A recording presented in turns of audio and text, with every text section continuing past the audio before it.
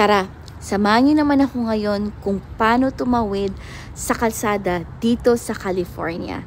Ayun, ang simple lang dahil ang gagawin mo is pipindutin mo lang yung push button na ito para makatawid ka sa kabilang kalsada.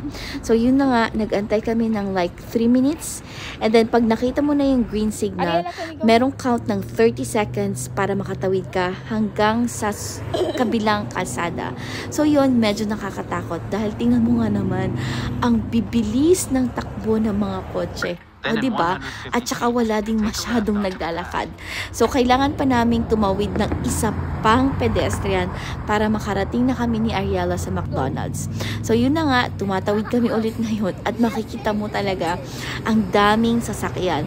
Pero kahit na gano'n na madaming sasakyan, nag-enjoy naman ako sa aking mga nakita dahil tingnan mo dito, ang daming puno na magaganda.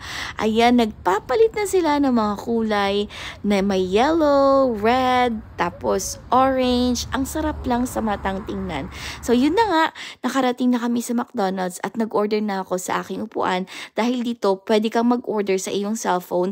Ilalagay mo lang ang iyong order and then yung table number mo, then yung service crew, i-deliver na sa iyong upuan yung iyong mga in-order sa McDonald's.